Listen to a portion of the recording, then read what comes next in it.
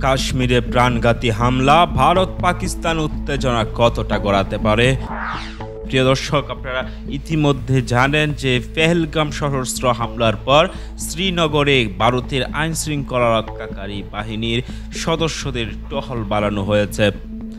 ভারত নিয়ন্ত্রিত কাশ্মীরের পেহেলগামে গত মঙ্গলবার যে রক্তপাত ঘটল, সেটি 2019 সালের পর থেকে এখন পর্যন্ত সেখানে সংঘটিত সবচেয়ে প্রাণঘাতী হামলার মধ্যে একটি ঘটনা।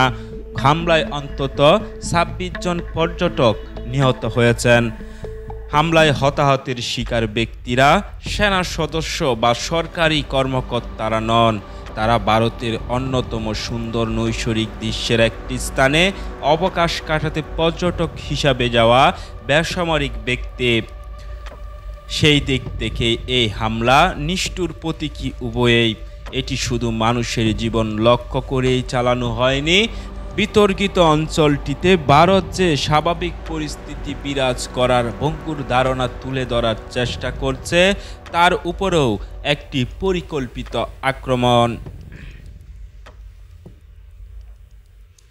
বিশ্লেষকরা মনে করছেন, কাশ্মীরের জঞ্জাবিক্ষুব্ধ ইতিহাস বিবেচনা করলে দেখা যাবে ভারত ও পাকিস্তান দুই দেশই এর উপর পূর্ণ নিয়ন্ত্রণ দাবি করে আসছে, তবে উভয়ে আলাদাভাবে কাশ্মীরের দুই অংশ শাসন করে।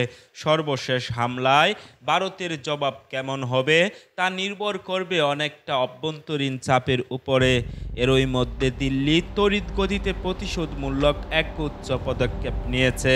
এর মধ্যে আছে পাকিস্তানের সঙ্গে প্রধান সীমান্ত কোচিং বন্ধ ও গুরুত্বপূর্ণ পানি ভাগাভাগি চুক্তি স্থগিত করা ও কূটনৈতিকদের বহিষ্কার।